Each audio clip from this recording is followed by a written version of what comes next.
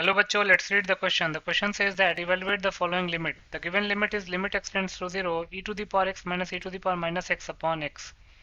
इस क्वेश्चन में limit extends to 0 e to the power x minus e to the power minus x upon x की value निकालनी है। बहुत ही simple है। पहले हम की कॉन्सेप्ट लिख लेते हैं।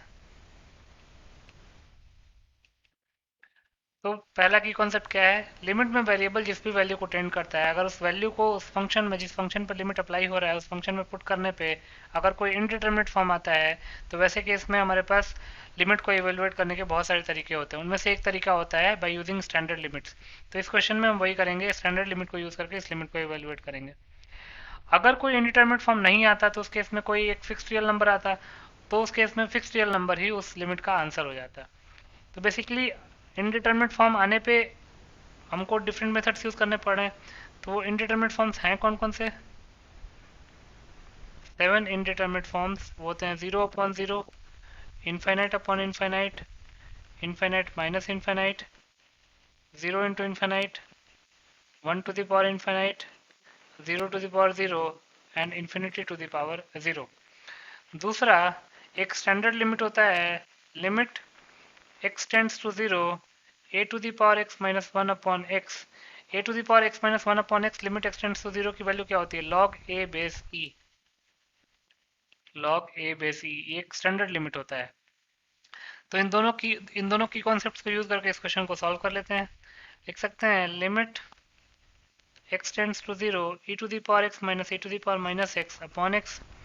तो एक काम करते हैं, इसमें हम limit x tends to 0 e to the power x minus 1 minus e to the power minus x minus 1, not minus 1 plus 1 कर लेते हैं, अपॉन x। हमने किया क्या, बेसिकली माइनस 1 और प्लस 1 कर दिया। माइनस 1 प्लस 1 तो 0 ही होता है, तो कोई फर्क नहीं पड़ेगा। तो ये जगह limit x tends to 0 e to the power x minus 1 upon x minus limit x tends to 0 e to the power minus x minus 1 upon x। हमने किया क्या, बेसिकली माइनस कॉमन ले लेंगे, तो ये जो e to the power minus x plus 1 है वो बन जाएगा minus times e to the power minus x minus 1, और माइनस को हमने बाहर ले लिया और लिमिट को डिस्ट्रीब्यूट कर दिया। अब क्या हो जाएगा, limit x tends to 0 e to the power x minus 1 upon x, then minus limit x tends to 0 e to the power minus x minus 1 upon x।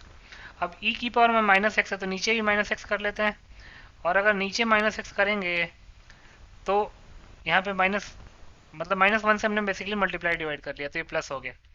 तो जगह limit x tends to 0 e to the power x minus 1 upon x plus limit x tends to 0 e to the power minus x minus 1 upon minus x।